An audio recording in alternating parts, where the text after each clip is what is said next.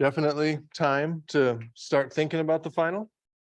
I know that's not an exciting thought, but definitely time. The final is a lot of information in this class. Obviously, every single class period is a lot of information, so it's cumulative. So definitely don't forget to use that study guide there. The study guide does narrow down the information some. It's not just know the whole semester, right? It does kind of narrow it down for you. So definitely start trying to pace yourself a little bit in studying for that. I don't recommend trying to study like just the couple of days before the final or just the week before the final. It's going to take some time if you want to really be able to have the chance to get through all that and get a good bit of studying in for that. So yeah. Okay, questions on any of that stuff? Go ahead. Finals the same length as like a normal exam. No, we have a 2.5 hour time block. Oh. Yeah.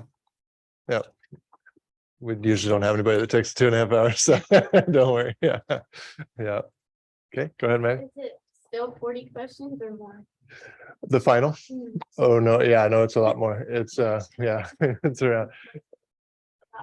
Yeah, so it's like yeah, so I think I think there's 75 multiple choice, but then there's a good chunk of hybrids too. So yeah, so it's definitely a lot longer than a regular one. But so yeah, most people take anywhere from an hour to 2 hours to take it. Yeah. So yeah. Other questions? Yeah, go ahead. What time is it at again? I don't know. Somebody probably has it up in front of them. What time? 1:30 on Friday, right? Yeah, the Friday of finals week. Yeah, 1:30. So save the best for last. Does anybody have a final after that Friday night? You haven't looked yet, probably.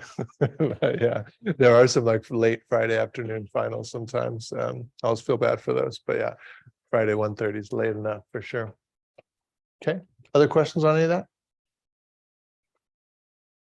All right. Well, today we are continuing on with the nervous system.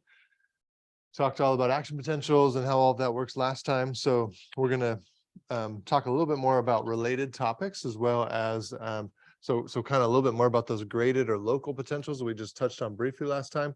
And then we'll get into a bunch of different neurotransmitters. Okay, so we've just talked about acetylcholine so far.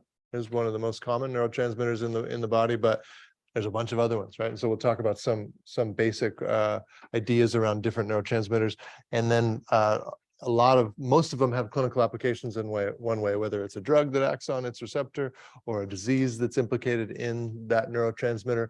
We'll talk about that. So, all right.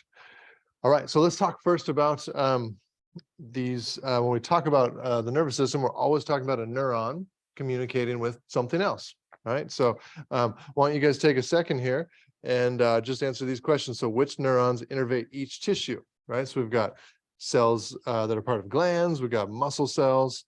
That's skeletal muscle. Right. We've got smooth muscle, cardiac muscle, and then another nerve cell, another neuron. Right. So just kind of put the letters in the correct ones there. Axon of autonomic, axon of somatic, axon of sensory. And then on your clickers, you can send in this one right here. Okay. Go ahead, chat with the people on your team about this and send it in when you're ready.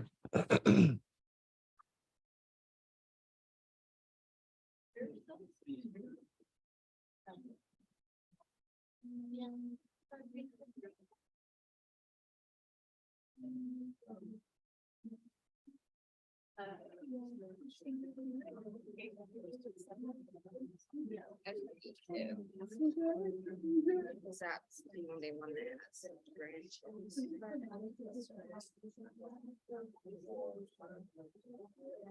The other one's it.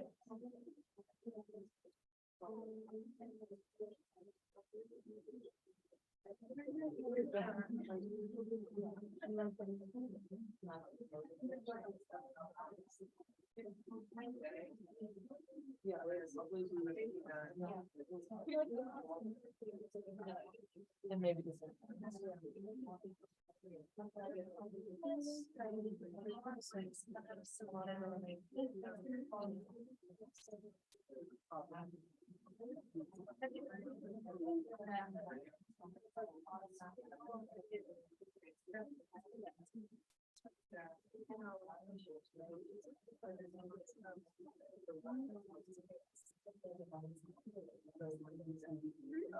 All right, give you about 15 or 20 more seconds. Go ahead and send in that one there with the question on the bottom.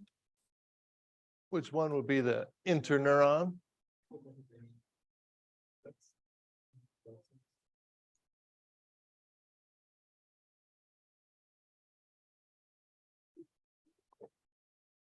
All right, I think a few more people. Make sure everybody sends it in, see how many we got here today. Okay, maybe that's about it. All right, so about, 86% of you are saying E. Okay, so one that uses interneuron would be a nerve cell, right? So neuron to neuron communication, that's an interneuron, right? And so when we think about a sensory neuron, right, that's going to be coming from the outside in, and then it's going to communicate with another neuron when it does communicate with something.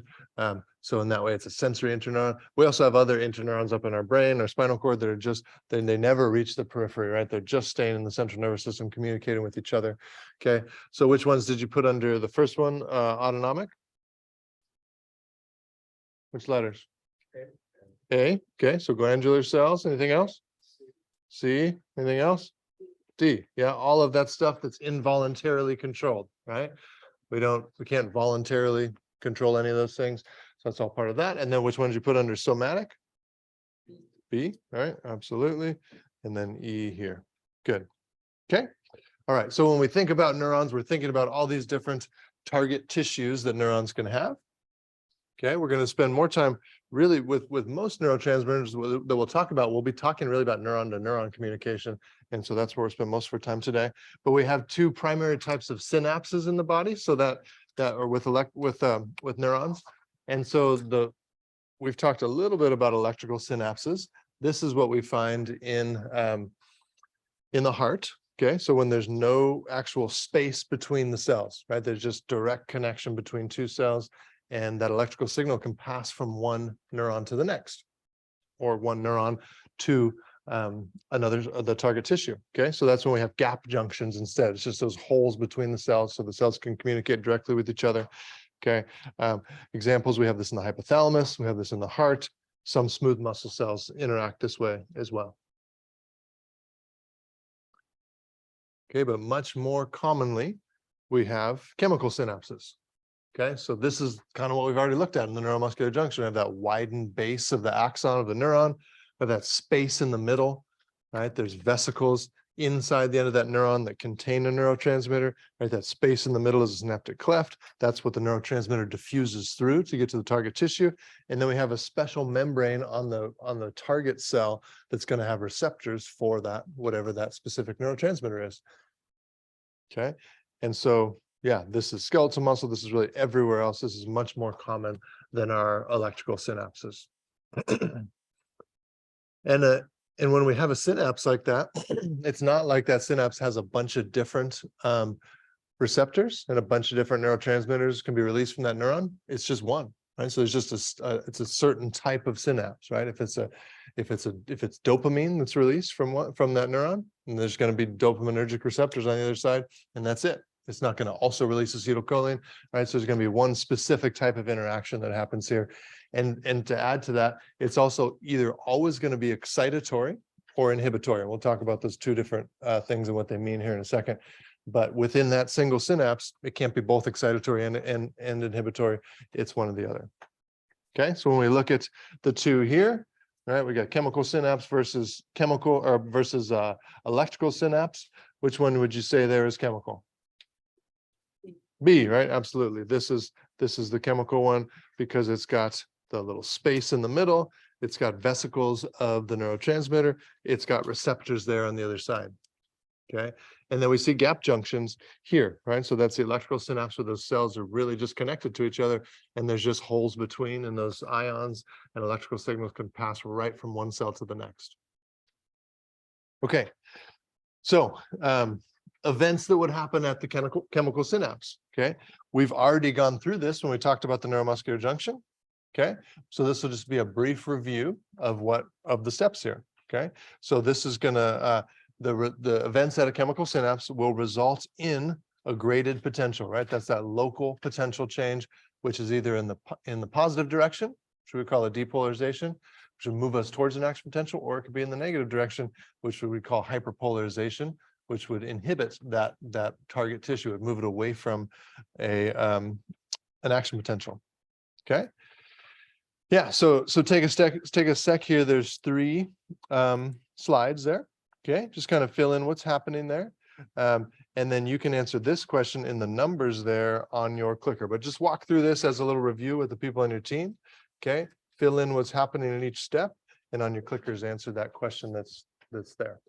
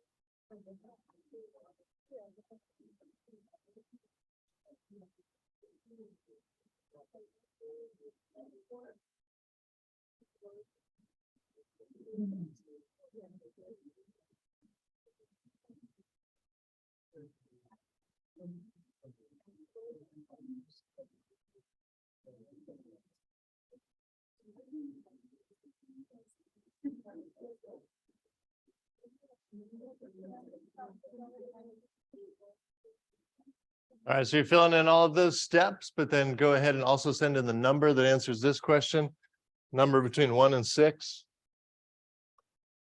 Where do we actually see the effect of the neurotransmitter on the target cell? In this case, it is neuron to neuron communication. We're looking at this situation right here. All right, and I think you do have to hit send on this type of question with the numbers, so make sure you hit send. A few more of you there.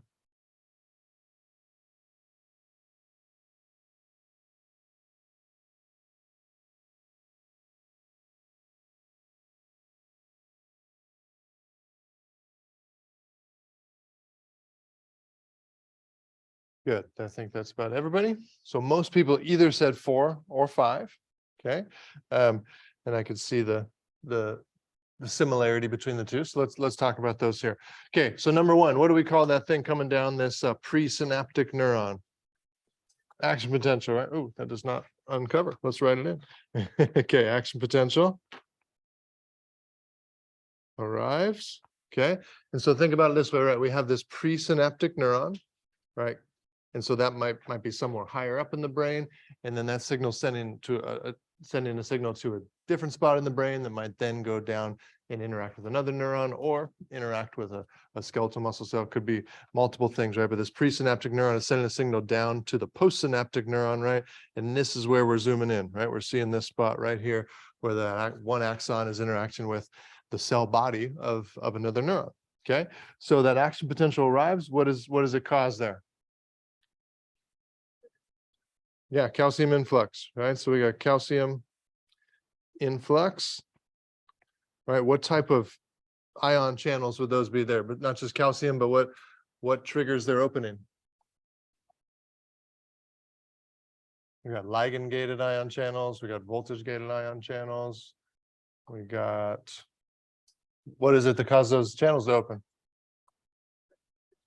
Yeah, it's the action potential, right? It's the action potential that causes them to get open. So, yeah, so voltage gated ion channels, right? So it's the voltage change that is the action potential that changes the shape of that protein in such a way where it opens up.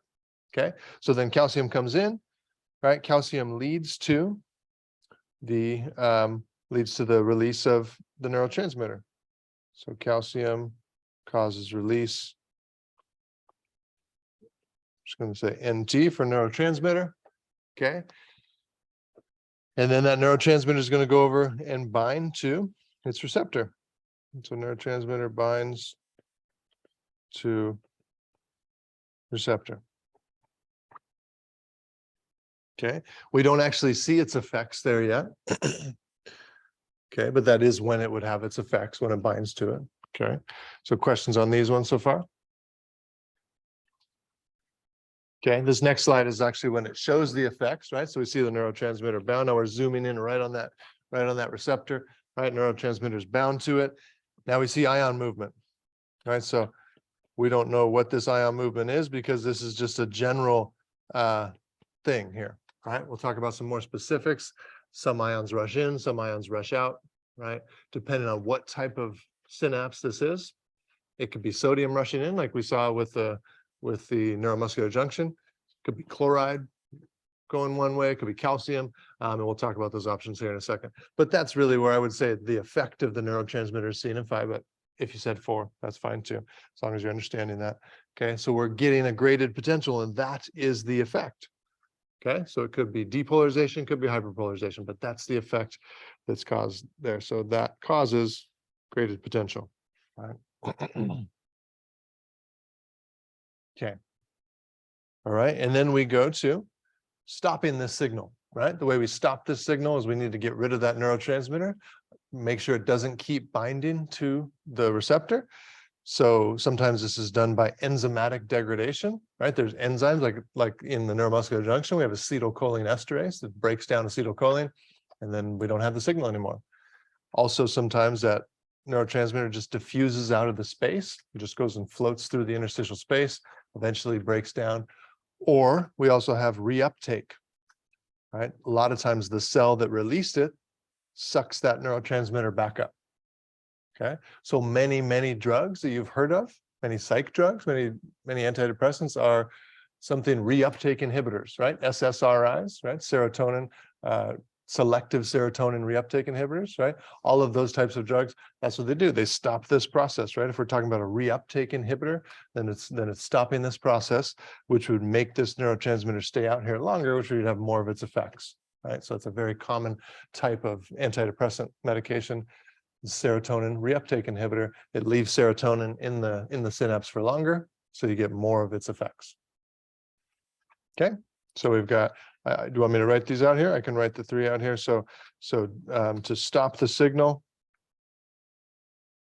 we have 3 options. We have reuptake, we have degradation, we just have diffusion. As long as we get that neurotransmitter out of there in some way, then the signal will stop.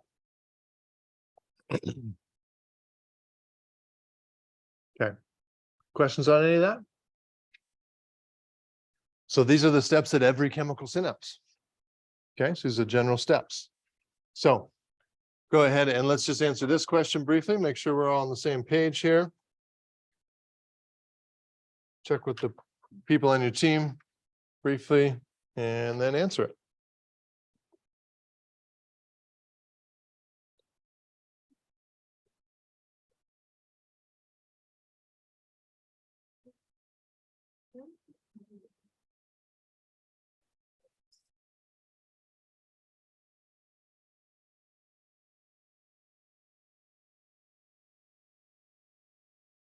All right, about 10 seconds. Go ahead and send it in if you haven't there.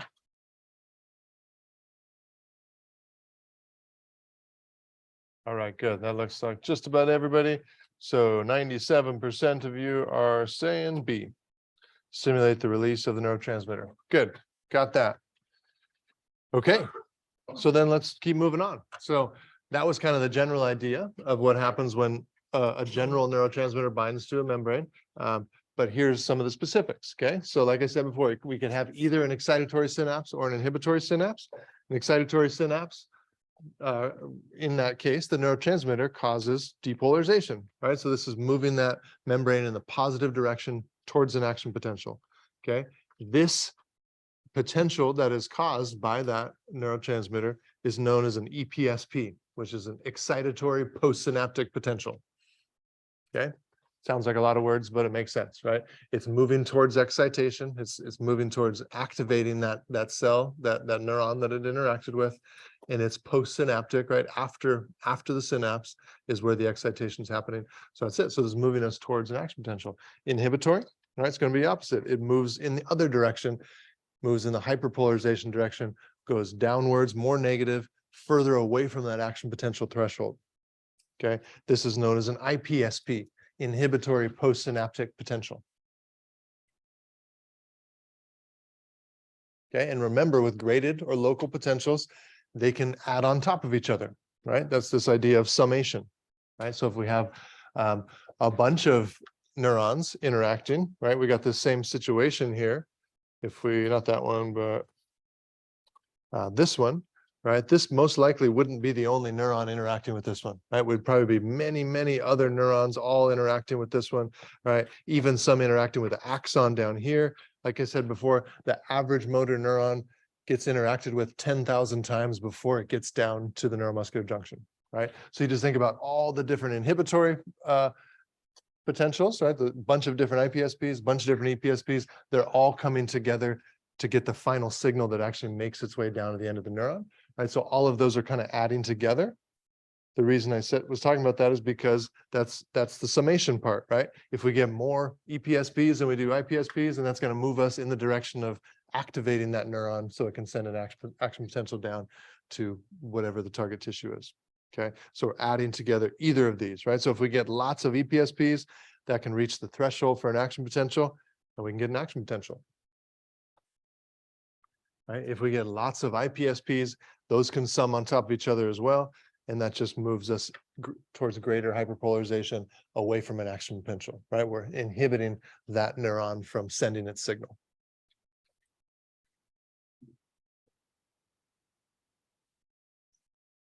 Go ahead. So we're summing them separately, like that you. Yeah. No, all together, really. Yeah, it's really all together. So it's kind of a combo of the both, right? The EPSPs are moving us in the positive direction, IPSPs are moving us back down the other way. It's really the sum of those together that's going to tell whether or not we make it to that action potential threshold to actually get a signal on that neuron. Yeah, good question. Other questions on that? Okay, a couple examples of why this is so important. This idea is because one of the examples is in Parkinson's disease. So we'll talk a little bit more about it in a sec. For Parkinson's disease, the issue with that is that we don't have the neurons that are causing inhibitory signals interacting with our motor neurons. And so we just get kind of these raw motor signals being sent out on our neurons. And if you've seen somebody with Parkinson's, that's what it looks like when you don't have those inhibitory impulses, is you get really jerky, fast movements that are not controllable, right? So just to think that it's just about exciting that neuron, and that's how we get our contraction. It's not that way at all, right? The brain is kind of filtering it, smoothing it out many, many times before it ever actually gets down to its final signal. Parkinson's is a sad example of what that looks like when you don't have that smoothing out that happens. Okay. Yeah, so this is just kind of looking at again, one of those synapses, right? And this is what it looks like in terms of a graph, right? So an EPSP is moving us towards that threshold, IPSP is moving us away from that. Okay, so when we look at it here, this is actually showing us specific ions that can move in one direction or the other to lead to an EPSP or an IPSP. Okay, so take a look at this with the people next to you and just fill in which of the two common current flows, which ions in which direction for depolarizing, and then which ions in which direction for hyperpolarizing. Okay, go ahead. You can fill that in just by looking at this image here. We'll come back together in a sec.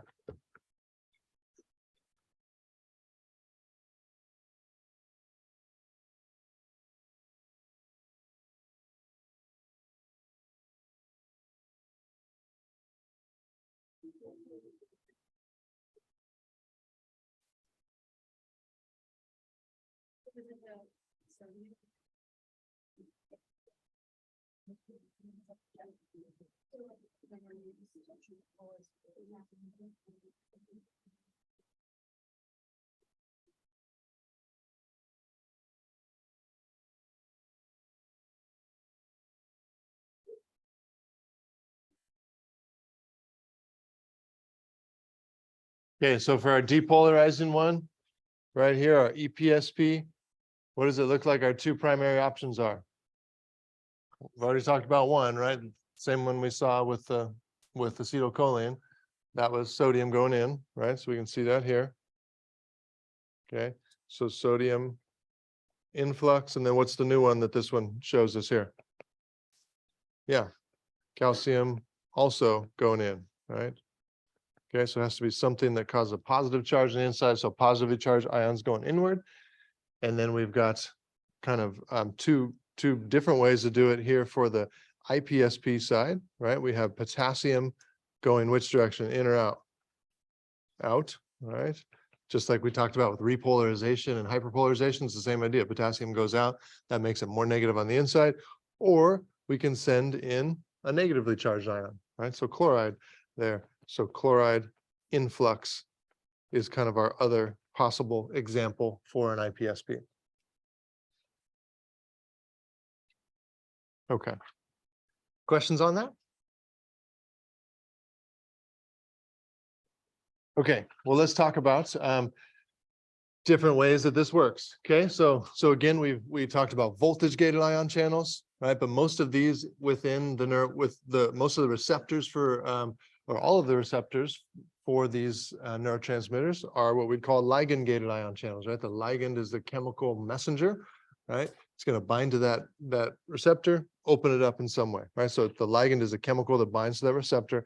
Function is to allow one cell to communicate with the other, right? So there's three primary types of ligands in the body that do this. Ones we're talking about right now, neurotransmitters, right? It's defined as a neurotransmitter. Well, all three of these categories are given for two reasons. One is the type of cell that releases it, and then the other is where it releases that into. Okay, so if it's given the category of neurotransmitter, that means it had to be released by a neuron, and it had to be released into a synaptic cleft. That's what makes it be termed a neurotransmitter. Okay, because we'll see some of these same chemicals can be a neurotransmitter, and they can also be a hormone. It just depends on, because different types of cells can release them. Okay, so hormones have to be released from a gland into the blood.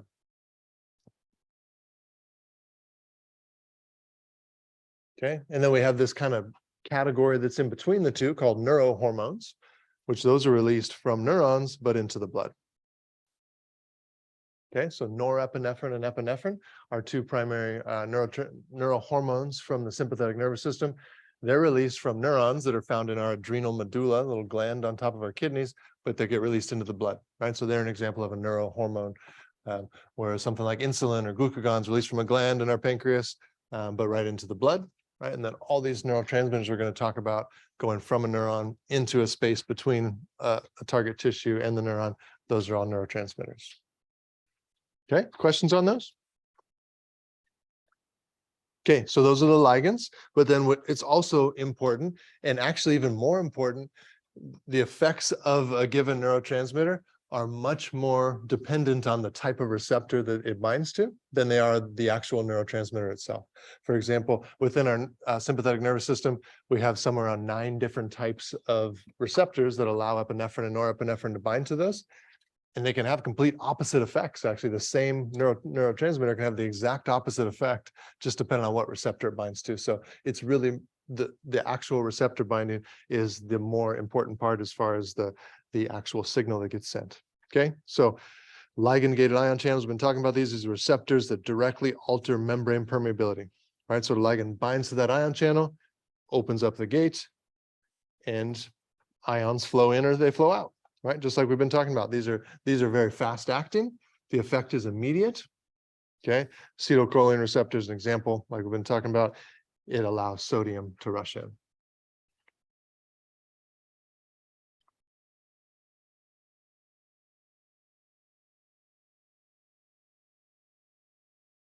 Okay, so that's one type of receptor. Okay, that's the type of receptor that also directly acts as an ion channel. But then we have receptors that are more common that have indirect effects, and they use something called the second messenger system. Okay, you guys, some of you have taken cell biology or remember cell biology from high school, probably talked about the second messenger system at one point, but this is the same idea where we have something that binds to a receptor, But instead of immediately having an action like ions start rushing in, there's this whole chain of events that has to happen first, right? That's the second messenger system. And so yeah, ligand binds the receptor, changes shape, initiates a series of actions. This is a lot slower, but it can have lots more effects inside the cell, much more powerful effects. Okay, not just open an ion channel, even though that might be one of the things that happens. It also typically, it also typically activates transcription in the nucleus. We start making proteins, does all kinds of different things typically.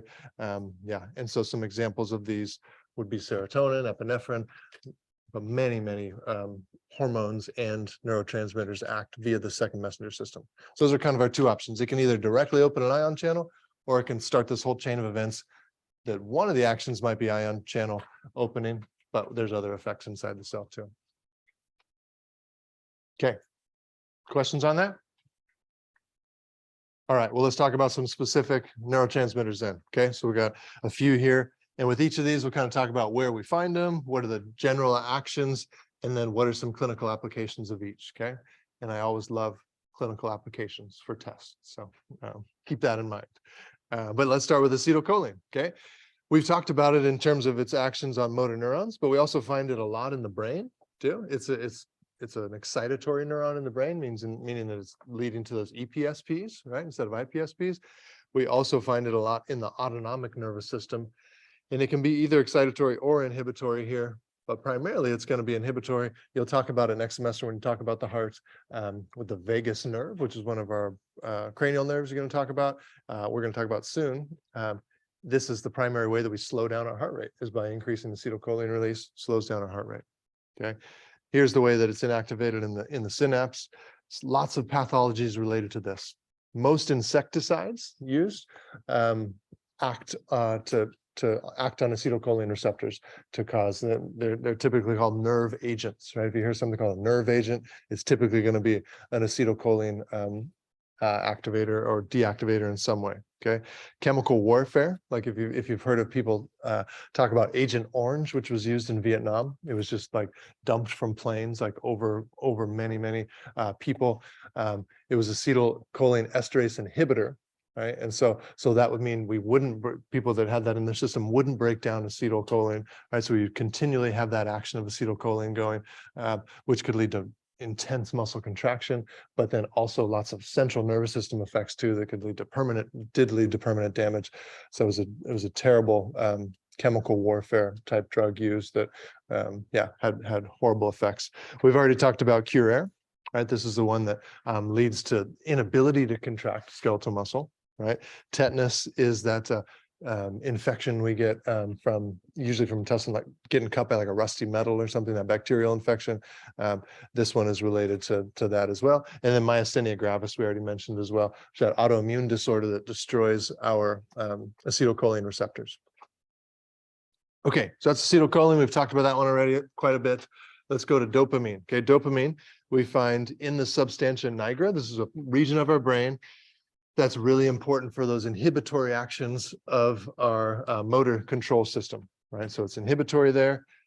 This is what I was just talking about, Parkinson's, okay? The primary pathology in Parkinson's disease is the neurons that are supposed to release dopamine in the substantia nigra are degenerating, and we lose those neurons. And so that leads to lack of this inhibition that's supposed to be occurring. So you get tremors, rigidity, very jerky type movements. Okay, dopamine is really important in the frontal lobe of our brain, kind of in the higher center of our brain for mood, motivation, and this is typically stimulatory here. Okay, this one's a modified amino acid. A lot of our neurotransmitters are just amino acids, just kind of modified slightly. It's called a catecholamine. There's two other catecholamines in the body. That's norepinephrine and epinephrine. So that's just a class, and it can be either excitatory or inhibitory. Two other clinical applications: schizophrenia is linked most closely to dopamine problems, and so possibly too much or excessive amounts of dopamine in the frontal lobe, which can lead to hallucinations, mood disturbance. And then cocaine actually blocks the reuptake of dopamine in the frontal lobe, so again just leads to way too much dopamine being out there, which leads to feel good type effects of dopamine as well as hallucinations. So lots of prevalence of dopamine in lots of different parts of our brain. Okay, yeah, go ahead and talk about this question with the people next to you and vote when you're ready.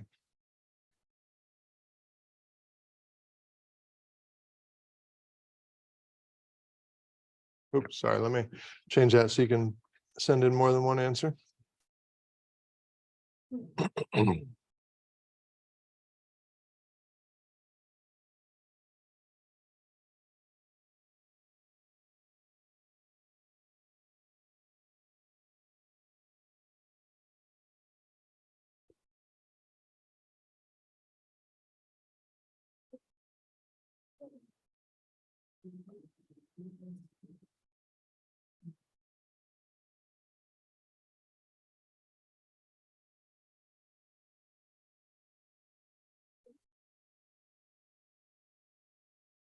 Okay, so put in all the answers that are correct there. Check with your neighbor there, make sure you're on the same page.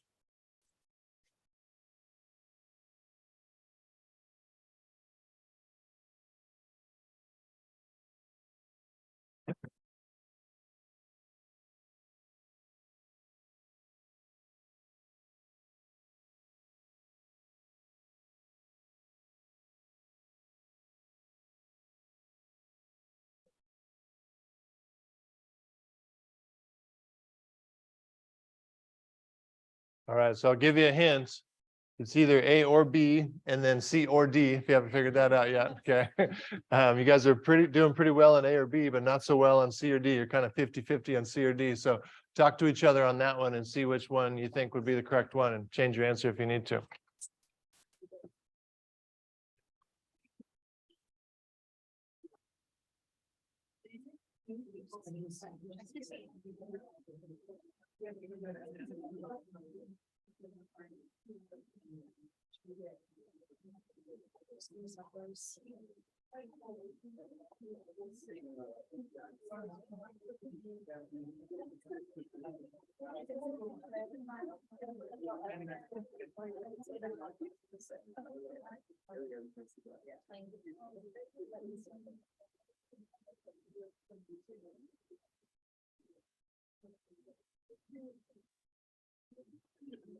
All right, anybody else?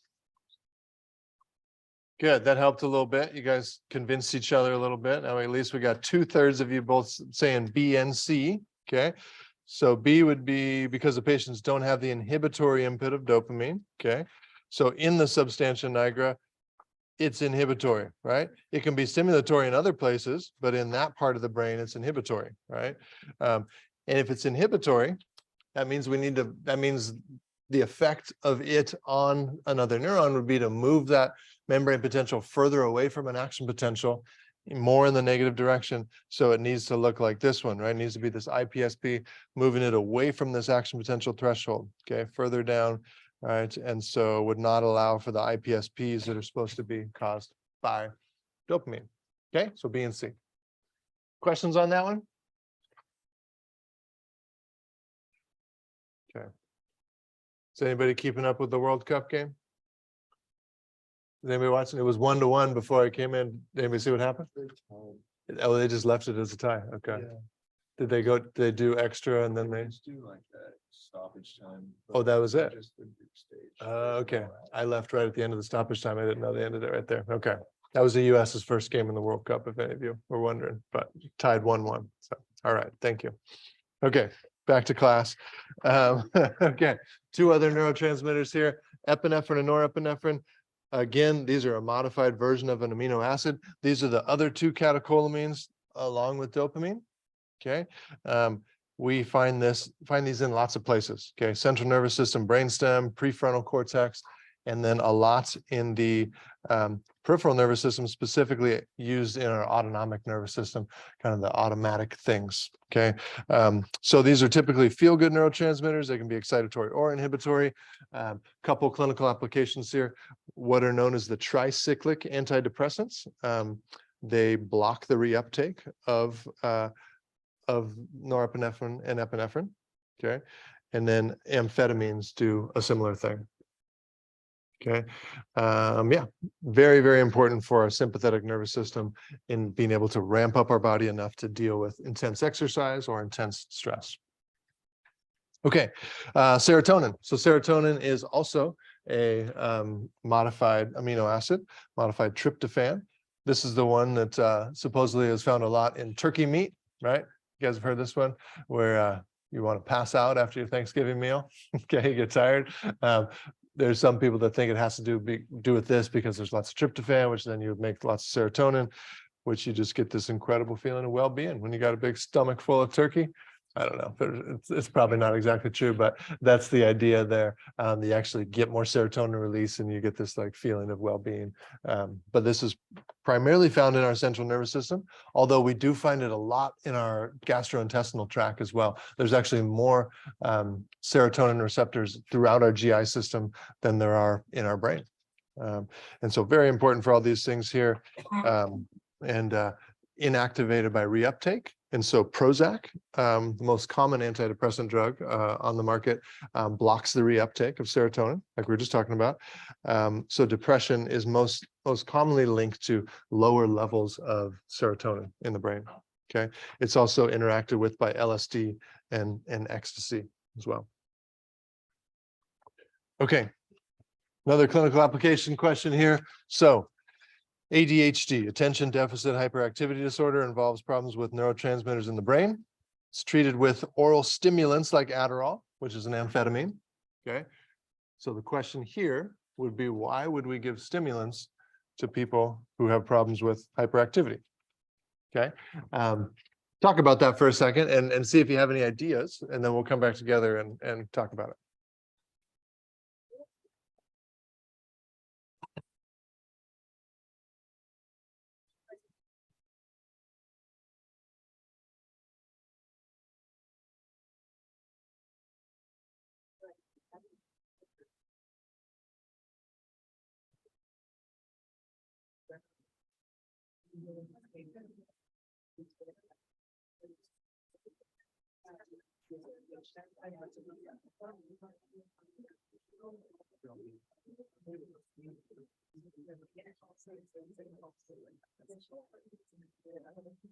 All right, here's some good ideas out there.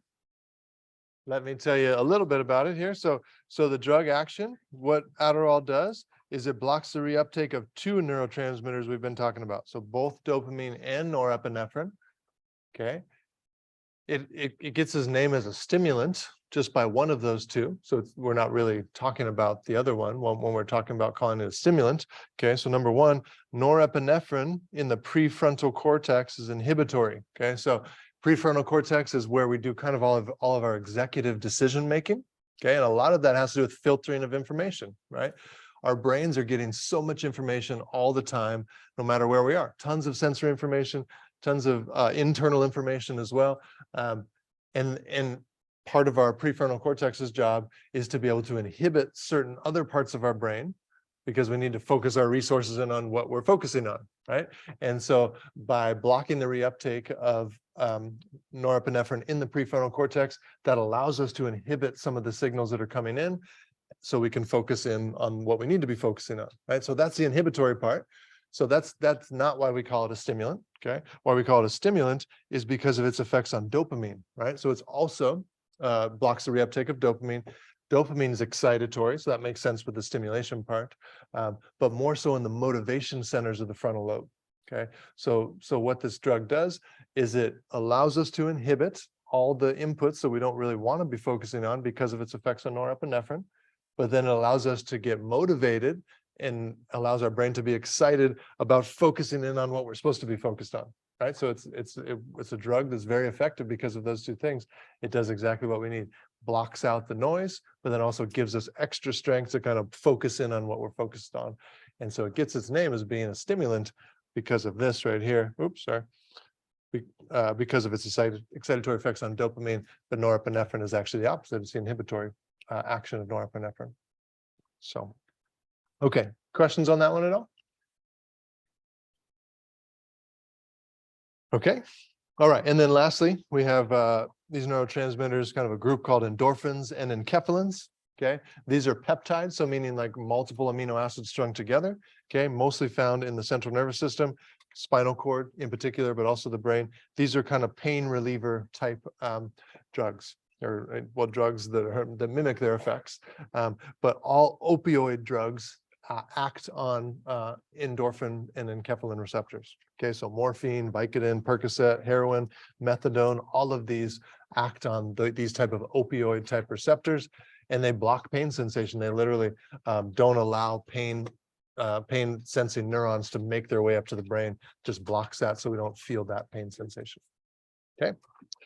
All right, we're done. Have a wonderful Thanksgiving break, you guys. Get some rest, and we'll see you back here on Monday.